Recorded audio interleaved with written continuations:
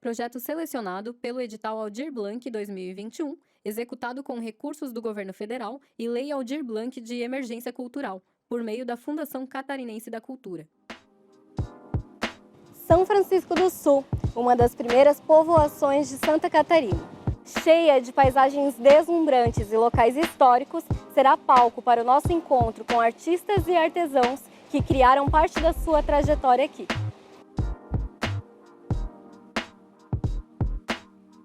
Mercado Municipal.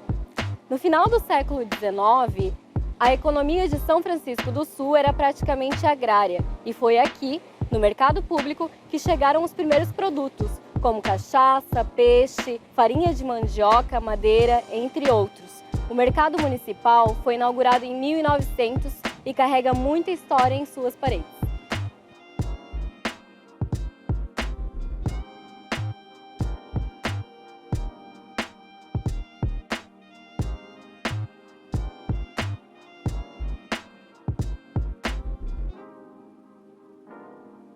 Nossos artistas de hoje são Lelo e Stephanie.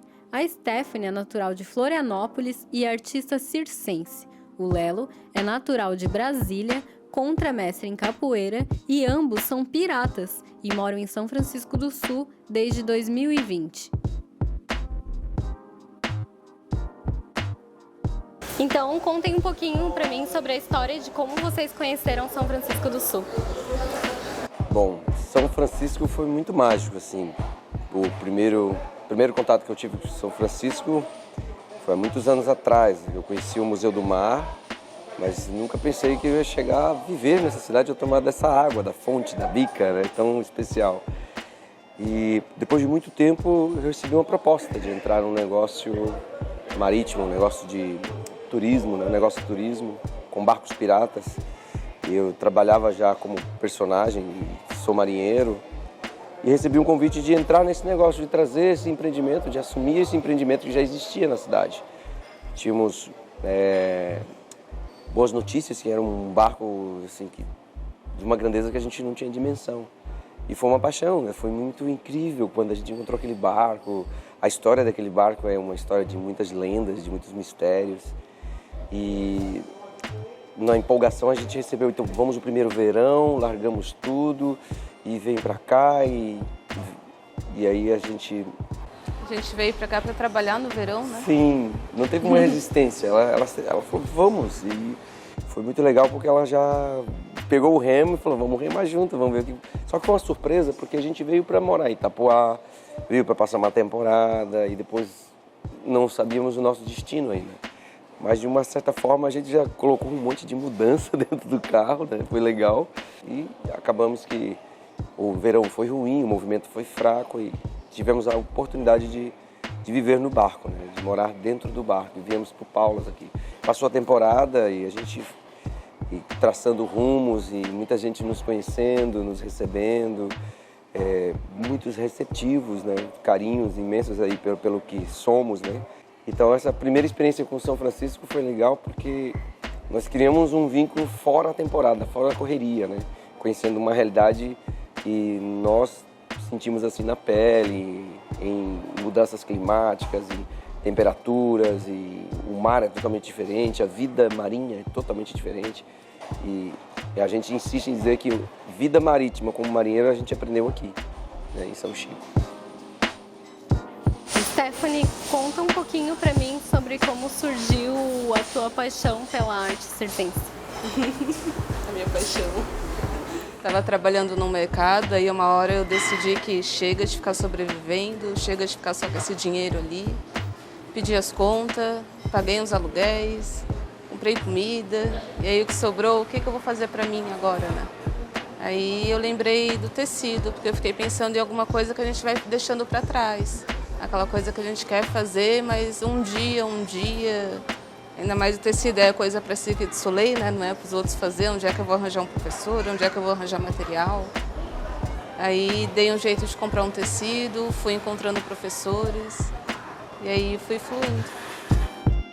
Antigamente no circo a mulher não podia fazer acrobacia aérea, só quem fazia acrobacia aérea era o homem, porque o circo era um lugar, não era para família exatamente, era mais parecido com um cabaré.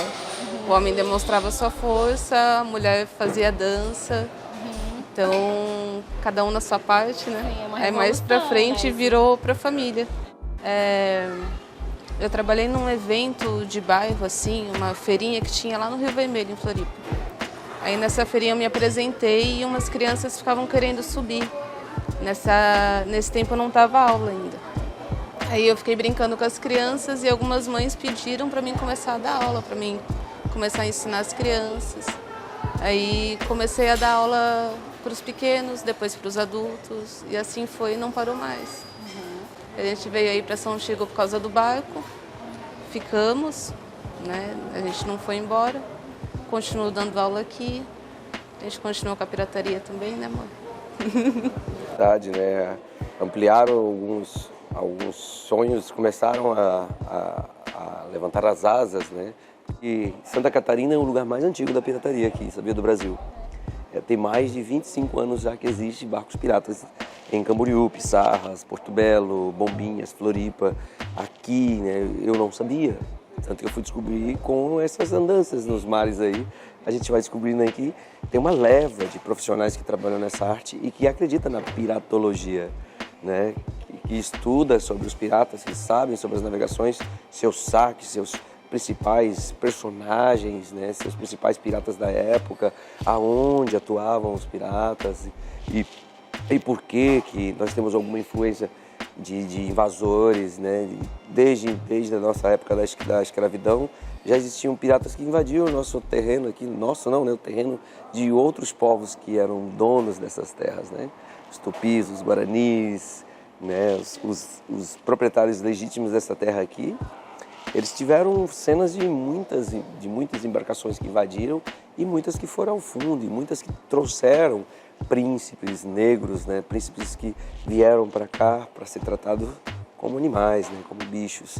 E a gente sabe bem dessa história. Infelizmente nós temos débito histórico aí com o Brasil, com toda a queima dos arquivos. A gente tem esse débito histórico para as pessoas. Então a melhor forma de passar isso é vivenciando a ancestralidade, né? Nunca negaciar as informações, morrer com a informação. Ela trazer o circo, estudar sobre o circo, ela motiva não só as mulheres, ela motiva todos. Nossa, ela dá aula, as pessoas ficam assim, nossa, ela é bem doida, né? Ela é incrível. Eu falo, não, ela é incrível, ela não é doida. Dentro do mundo artístico, assim, o circo é muito parecido com a capoeira, né? Em relações em grupos, onde o show acontece, né? E o público fica muito eufórico com que todos os artistas em si, eu digo até você, uma peça sua, bem descolada, as pessoas falam, nossa, que legal, né? Ser artesão, ser artista, né? Ter trabalho com arte, isso é muito especial. E estar envolvido com muitas coisas também nos coloca a sensação que a gente é capaz de direcionar os nossos horários, direcionar nossas responsabilidades, direcionar os nossos afazeres e os aprendizados, né? Porque quando você dá muita aula, quando você está muito envolvido, você está aprendendo no cotidiano, aprendendo a organizar, aprendendo a gestão do seu trabalho, do seu negócio. Mas aí a gente vai agradecendo pela oportunidade, porque a gente está mostrando que nós estamos a fim de chegar e trazer a arte, somar com a arte e crescer junto, né, com o pessoal que já são grandes. Tem muitos artistas na cidade aqui. O que a cidade realmente precisa é alavancar um boom entre os artistas, né, e ter um umbigo cortado dessas instituições que acaba a gente fica dependendo de muitas instituições públicas, privadas e outras instituições, mas sabemos que nós somos uma instituição, né? Somos uma instituição de conhecimento. Então, se nós nos alavancarmos de maneira coletiva, crescente, né? Trazendo bastante informação de troca, criando uma rede, né? É isso que essa rede é de tecer, né? Nós, cordas, tecidos, capoeira, movimentação. Um coletivo, né? Um coletivo. Sim. Né? E você dá aula de acrobacia aérea para mulheres. Eu sei que esse trabalho é cheio de propósito. Queria que tu falasse um pouco sobre isso. Então, o trabalho com as mulheres é que quando você fala sobre o tecido, o pessoal já imagina lá alguém do Cirque du Soleil. Como eu te falei, quando eu fui começar, né? Como é que eu vou começar? Parece alguma coisa inalcançável. Aí quando eu chamo alguém para fazer aula, eu vou desconstruindo isso, vou explicando que não é força. Aí a mulher começa a subir. Aquela mulher lá que estava vivendo para o cara, estava vivendo para os filhos, vê que tem um negócio que dá para ela fazer para ela, que dá tanto resultado quanto uma academia, mas que ela se sente artista. E aí já começa a mudar esse negócio. Ela não vê mais o Cirque du Soleil lá no palco, ela não tem mais essa visão da plateia. Ela começa a enxergar que é possível sim, e aí começa a enxergar do palco as pessoas na plateia. Ela começa a se sentir mais mulher, começa a se sentir mais, né? Empoderada. Isso. Você experimentou um pouquinho, você sabe que tem algumas coisas que só lá em cima pra gente saber. E às vezes lá em cima é desse tamanho. Mas a sensação de nunca ter De feito poder. e estar fazendo ali, estar lá em Já cima, no tecido, primeiro contato, é incrível. eu posso sim É, e vai. eu sou capaz, sim. eu não sabia, mas eu sou capaz de fazer isso. É, não é só a história que os outros contam, é uma coisa que você pode fazer.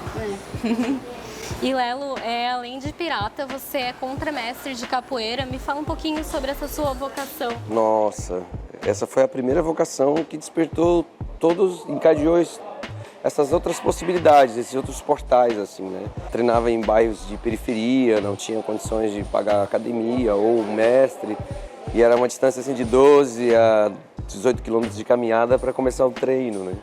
Isso comecei em 89, 90, meados de 90. 90 foi que eu falei, poxa, vou trocar isso aqui pela capoeira. E foi um projeto em que tínhamos condições de trocar a educação física escolar por uma prática desde que se tenha acompanhamento de um professor e que nos desse a nota da participação ali efetiva de uma atividade física. E foi muito mais que uma atividade física, né? Quando eu cheguei pela primeira vez e vi centenas de pessoas de roupa branca treinando, sendo orientada ali pelo mestre, foi uma paixão incrível, assim. E com muito andar aí na vida, a gente não consegue nos dedicar totalmente 100% para aquilo, porque nós temos outras responsabilidades, né? E entre tudo isso passaram 30 anos, né? E até hoje exerço a função com a cultura e cada vez mais assim eu tento me aproximar de maneira que eu possa ser orgânico, que eu possa ser com muito amor, né? Muita dedicação ali. E não foi por acaso que eu estou em São Chico, né? Eu tenho muito carinho, né, por toda a comunidade, e o que a capoeira nos traz, o que a arte nos coloca, nos remete, nos traz aí a oportunidade de passar isso para as outras pessoas, não morrer com o conhecimento, né? De que vale minhas asas se eu não ensinar outras pessoas a voarem, né? E quais que são os planos agora para o futuro dos projetos de vocês, profissionais?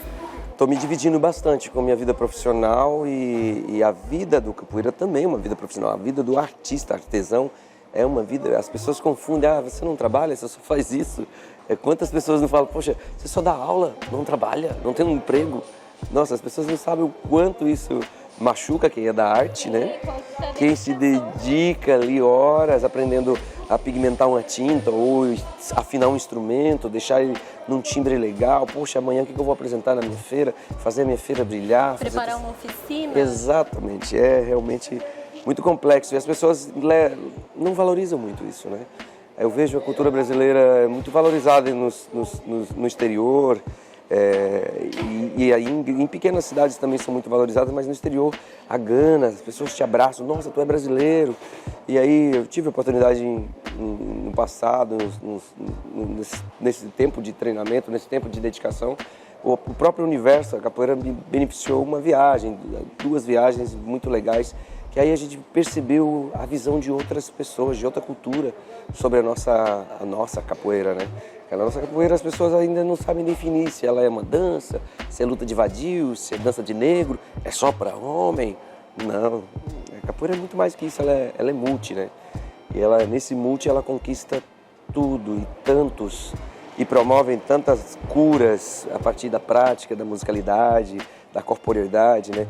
E eu tenho a intenção de trazer uns projetos muito interessantes para a comunidade, me dividindo entre a parte portuária e a parte cultural e tentando exercer essa nova função da pirataria, porque ela também me traz a arte, né? Ela também me leva para a arte. Então, com a pirataria eu tenho um projeto que é adubar crianças com serviços marítimos, fazer um marujo aprendiz, ensinar as regras marítimas, como navegar, saber um pouco da maré, saber se é vazante, se está de cheia, ter esse contato, fazer as crianças terem esse contato e não terem medo de serem artistas, de criar a vocação de ser ator, de ser o que quiserem, né? E aí os projetos sociais que a gente quer apresentar é isso, dentro dos tempos que a gente tiver, a gente quer colocar um pouquinho de nós, de cada pouquinho que a gente tem, para exercer um projeto social na capoeira, e instituições que precisam, carentes, ou instituições aí que precisam arrecadar diversas coisas para que tenha uma possibilidade de manutenção. A gente está aqui para ajudar, na caridade da luz, sabe? Então a troca ela é muito justa. Vivemos num lugar maravilhoso e a gente só tem gratidão por isso. E você, em relação ao circo, as aulas de... As aulas continuam acontecendo aqui em São Francisco e quem sabe esse ano eu consigo fazer aquele evento que eu queria, faz uns anos, né, amor? Em outubro. Eu queria um evento onde tivesse o tecido, a mulher, uma fotógrafa, uma maquiadora, talvez algum representante da Casa Rosa, da Instituição de Câncer Feminina. Uma roda de conversa? Isso, um psicólogo para uma roda de conversa, uma pessoa para orientar sobre a Casa Rosa, uma pessoa maquiando, uma pessoa fotógrafa, eu ali orientando no tecido. Um dia com todas essas coisas assim em volta, só ainda não consegui fazer acontecer. Quem sabe esse ano. É um TC, né? É um TC. Esses projetos vão ser muito enriquecedores, né, para São Francisco, culturalmente, historicamente. Tem muito a Agora eu tô agregar. podendo colocar o tecido onde eu quiser. É A gente verdade, conseguiu a hoje temos estrutura, surpresa aí, tem graças aos estrutura. editais. A gente vai trabalhando na cultura, a cultura vai dando presente pra gente. Né? Sim, muito legal. Esse é o retorno, né? Muito legal, é uma próxima oficina nos editais que a gente quer colocar, ou independente dos editais, mas em projetos que a gente possa estar orientando, fazer berimbau com matérias de reciclagem, né? O cano PVC, o próprio balão, o próprio o cipó. Apesar do berimbau, muita gente, mas extrai da mata, vocês desmatam. Não, tem uma safra certa para a colheita da madeira, tem a lua certa para a colheita da madeira, né? E a retirada de uma madeira da mata, a gente corre e faz um plantio de tenda 10 vezes mais de uma que foi retirada. Fazer um berimbau para as crianças, cada um tem seu instrumento, voltar para casa com seu instrumento. Esse é um berimbau médio, né?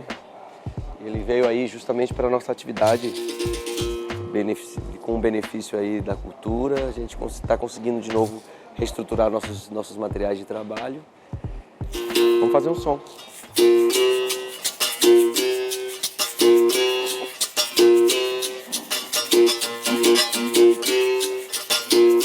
Eu não sou daqui, marinheiro só. Eu não tenho amor, marinheiro só. Eu sou da Bahia, marinheiro só. De São Salvador, marinheiro só. Ô marinheiro, marinheiro, marinheiro só. Quem te ensinou a nadar, marinheiro só. Foi o tombo do navio, marinheiro só. Foi o balanço do mar.